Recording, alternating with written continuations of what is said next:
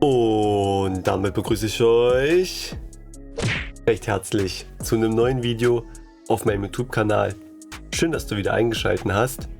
Im heutigen Video möchte ich mich mit dem Thema Autotune und Tuning bzw. Pitch-Korrektur auseinandersetzen und euch einen kleinen Leitfaden mit an die Hand geben, welche Schritte zu beachten sind, um mit Autotune oder einem anderen Tuning-Plugin eurer Wahl richtig arbeiten zu können.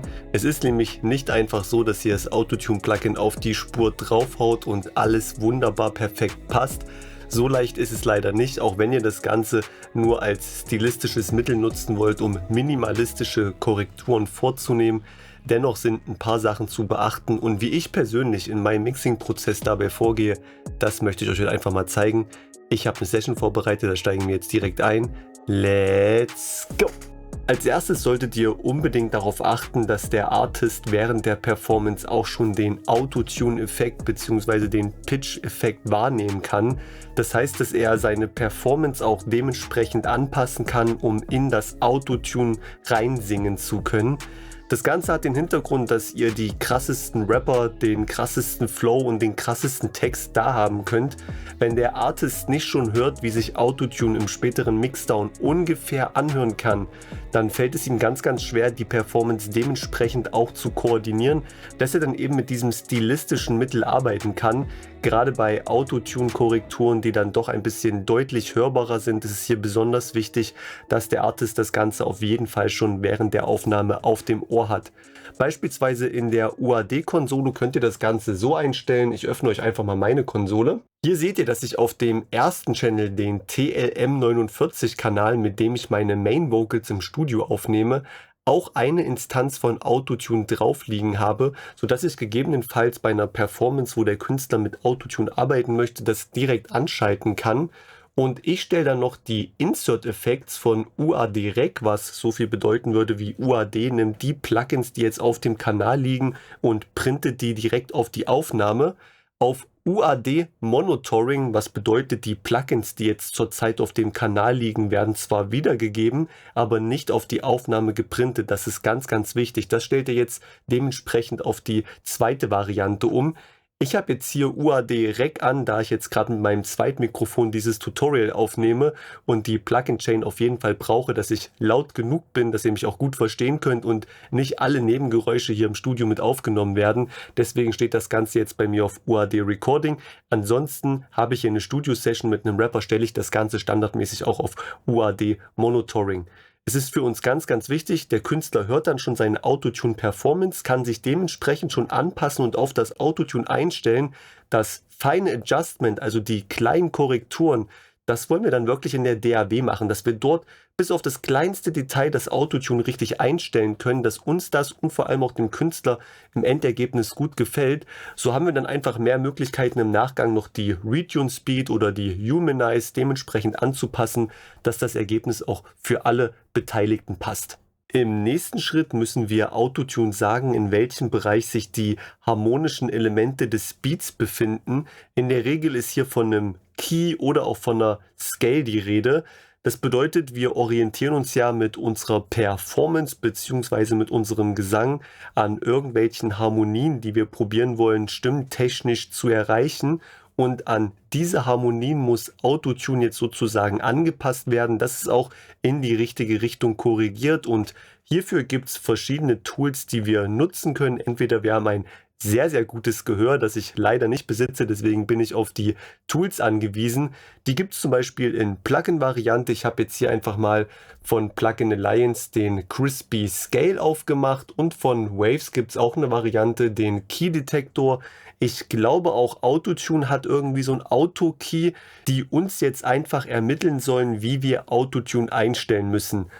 Für die jetzt keins der genannten Plugins zur Verfügung haben, ihr könnt auch ganz einfach eine Website benutzen, die euch quasi auch einen Key vorgibt. Die zeige ich euch jetzt mal ganz kurz, deswegen springen wir jetzt einmal in den Browser. Und zwar nutze ich persönlich dafür TuneBed, wo ihr jetzt einfach über Select Files einen eurer Songs hier hochladen könnt. Ich habe jetzt auch mal den Song von der Session hier genommen und die Seite ermittelt dann für mich, in welchen Key ich mich bewege, also F Major. Was jetzt bedeuten würde, das wäre der Key, den ich auch dementsprechend bei Autotune eintragen müsste. Und für alle, die jetzt auch vielleicht kein BPM-Tool haben, könnt ihr jetzt auch gleich noch die Geschwindigkeit eures Songs hier ermitteln lassen. Finde ich ein super praktisches Feature und ich nutze die Website ganz gerne auch zu den Tools, also zu der Plugin-Variante, die ich habe, um einfach abzuchecken, ob ich bei allen Varianten, die ich ausprobiere, auch den gleichen Key ermittle oder ob gegebenenfalls eine der Alternativen mir einen Alternativ-Key sagt, den ich dann auch einfach mal probiere und gucke, welche Pitch-Korrektur mir im Endeffekt besser gefällt an der Stelle.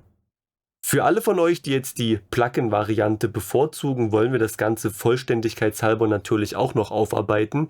Ich habe jetzt sowohl den Crispy Scale als auch den Key Detector von Waves einmal auf meine Beatspur draufgeladen und müsste jetzt für beide Plugins den Beat zwischen 20 bis 30 Sekunden anspielen.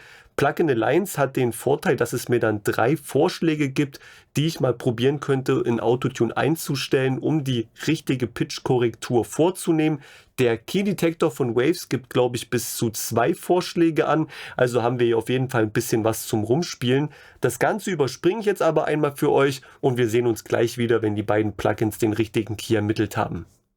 Wir haben ein Ergebnis und der Crispy Tuner sagt uns, dass wir uns in E Major, A Major oder F Sharp Minor bewegen, gibt auch noch einen ungefähr prozentuellen Anteil an, wie stark die Übereinstimmung passt, ist jetzt bei allen 3 bei 66%. Im Key Detector von Waves haben wir F Minor und können hier aber auch nochmal in die alternativen Scales reingucken und kriegen dann noch 2 weitere Alternativen angegeben. Also gibt der Key Detector auch bis zu 3 insgesamt raus, was schon relativ cool ist. Jedes Autotune Detection Plugin hat dann meistens auch noch die Funktion, das an das Pitch Korrektur Plugin des eigenen Herstellers gleich zu schicken, sodass ich den Key nicht händisch eintragen muss. Das bedeutet, hätte ich jetzt den Crispy Tuner auf meinen Vocals, könnte ich über Crispy Scale das Ganze zu den Crispy Tuner schicken und dann wären alle Crispy Tuners mit diesem Key erstmal standardmäßig eingestellt, was ein relativ cooles Feature ist, was uns einfach ein bisschen Zeit spart. Ich weiß auf jeden Fall sicher, dass das Autotune auch hat und man dann den Key gleich zu den Autotune-Instanzen schicken kann. Jetzt gucken wir uns doch die Einstellung an im Autotune bzw. in dem Pitch-Korrektur-Plugin eurer Wahl. Ich kann ja mal ein bisschen in meinen Werkzeugkasten reingucken lassen. Ich persönlich nutze sehr gerne Metatune von Slate Digital, aber ich nutze auch sehr, sehr gerne den Crispy Tuner für die etwas, ich sag mal, kreativeren Effekte, weil der doch einen sehr, sehr starken Pitch-Effekt hat. Und wenn das Ganze ein bisschen abgespaceder klingen soll, dann nutze ich dafür in der Regel den Crispy Tuner. Habe aber auch einige Kunden, die den Crispy Tuner bevorzugen vor Metatune, deswegen ist der auf jeden Fall nicht schlecht im Arsenal zu haben. Ich habe jetzt mal die Pitch-Korrektur von Waves und die Pitch-Korrektur von Autotune, die UAD-Variante, aufgemacht. Und wir haben eigentlich bei beiden Plugins die ähnlichen Regler zur Verfügung. Zunächst, wie schon gesagt, wollen wir erstmal dem Autotune-Plugin den Key vorgeben, in welche Richtung das Ganze auch korrigiert werden soll. Das wäre bei dem Waves Realtime jetzt einmal hier unten, dass ich die Scale einstellen kann. Das heißt, ich kann hier erstmal auswählen, dass wir uns im Major Key befinden und das Ganze auch noch mit der Note F versehen. Und das Ganze haben wir natürlich auch in dem Autotune-Plugin. Auch hier kommt zunächst der F. Hier haben wir sogar noch die F-Sharp-Variante mit drin. Die können wir dann bei dem Waves Realtime hier oben noch mit einstellen, dass wir da oben dann noch die Raute mit anklicken können. Und jetzt ist Major hier schon voreingewählt. Das bedeutet, jetzt hätten wir den Autotune-Plugin erstmal den richtigen Key gegeben. Und jetzt können wir noch einstellen, wie stark wir das Ganze haben wollen. Und für die Leute, die jetzt wirklich einen sehr, sehr starken Autotune-Effekt haben wollen, die stellen das Ganze in der Regel auf das Schnellste. Das wäre jetzt in dem Waves-Plugin einfach alle Regler stark auf links ziehen. Das heißt, die Geschwindigkeit, in der die Korrektur vorgenommen wird, und die No-Transition auch auf das Maximale nach links ziehen, dass die Töne also auch innerhalb von Sekunden, beziehungsweise hier sind wir sogar im Millisekundenbereich, auch korrigiert werden. Dadurch haben wir dann diesen sogenannten T-Pain-Effekt, also diese ganz, ganz starke Autotune-Korrektur, die auch deutlich zu hören ist. Im Autotune wäre das Ganze jetzt die Retune Speed, die uns quasi angibt, wie schnell die Noten korrigiert werden sollen, und der Humanize-Button, der auch relativ bekannt ist, mit dem man quasi jetzt nochmal gegensteuern kann und sagen kann, wie menschlich das Ganze trotzdem noch gestaltet werden soll, also wie smooth die Korrektur vorgenommen werden soll. Das bedeutet, wenn wir schon ein etwas stärkeres Autotune haben wollen, aber es nicht ganz so künstlich klingen soll, können wir probieren, mit den Humanize dann nochmal etwas dagegen zu wirken, um das Ganze doch nicht ganz so stark klingen zu lassen an der Stelle. Ansonsten probiert bei Autotune einfach ganz viel aus. Das bedeutet, wenn euer Key Detection Plugin eurer Wahl euch 3 verschiedene Optionen vorschlägt, probiert auf eurer Vocal ruhig alle 3 mal aus und guckt, was für euch am besten klingt. Autotune ist immer eine riesengroße Geschmackssache und ich habe Künstler, die lieben diesen Effekt, die können davon gar nicht genug bekommen. Da könnte ich gefühlt 3 Autotune-Instanzen draufklatschen und es würde denen immer noch nicht reichen. Und ich habe Künstler, bei denen ich das Ganze wirklich sehr subtil nutze, dass minimalistisch Töne korrigiert werden, einfach nur um die Stimme einigermaßen im Gleichgewicht zu halten, dass es da keine Ausreißer gibt. Bei dem Waves Realtime Plugin finde ich es jetzt noch besonders schön, bei dem Metatune hat man das Ganze auch, dass wir auch noch eine prozentuale Correction haben. Das heißt, wir können das Ganze auch noch parallel nutzen. Damit würde ich am Anfang auch auf jeden Fall sehr viel rumspielen, um zu gucken, wenn ich einen starken Autotune-Effekt einstelle und ich das Ganze einfach nur mal 50% nutze, ob mir das einfach ein bisschen besser gefällt, dadurch, dass das Autotune dann natürlich im Verhältnis wieder abgeschwächt wird. Aber das Feature hat auf jeden Fall nicht jedes Pitch-Korrektur-Plugin. Habe ich jedenfalls noch nicht bei jedem gesehen. Ich glaube nämlich, Autotune hat das Ganze nicht. Deswegen müsst ihr auf jeden Fall, bevor ihr euch ein Pitch-Korrektur-Plugin zulegt, auf jeden Fall mal die Demo testen und gucken, welches euch am meisten zusagt. Wie gesagt, meine Highlights ist der Metatune und der Crispy Tuner vom Plugin Alliance. Das sind meine Go-Tos und mit denen habe ich bis jetzt eigentlich auch jeden Sound erreicht, den ich haben wollte, was die Korrektur mit Autotune angeht. Und das soll es auch schon gewesen sein mit meinem Leitfaden, wie ich meine Autotune-Sessions einstelle und den richtigen Key ermittle.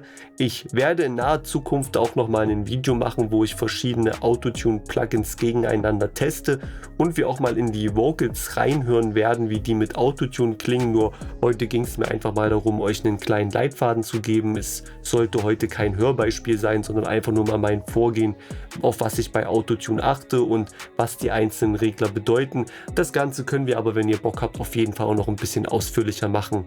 Schreibt mir doch gerne mal in die YouTube-Kommentare, welches Pitch-Korrektur-Plugin ihr benutzt oder was euer Go-To-Plugin ist, beziehungsweise welches Plugin ihr unbedingt haben wollt. Ich weiß zum Beispiel, dass Autotune und Metatune unfassbar teuer sind. Also mir hat das damals auch schon im Geldbeutel gut wehgetan, als ich Metatune gekauft habe, weil ich habe dieses Slate-Abo nicht. Ich habe das als Einzellizenz erworben und das hat dann doch ganz schön wehgetan, wenn man überlegt, das Waves-Plugin gibt es, glaube ich, im Angebot für 30 € und der Crispy Tuner ist auch nicht allzu teuer und die bieten euch auch wirklich schon sehr umfangreiche Funktionen, also eigentlich alles, was man braucht, um die richtige Korrektur vorzunehmen. Ansonsten bleibt mir heute nicht viel mehr übrig, als mich für euren Support in den letzten Wochen zu bedanken.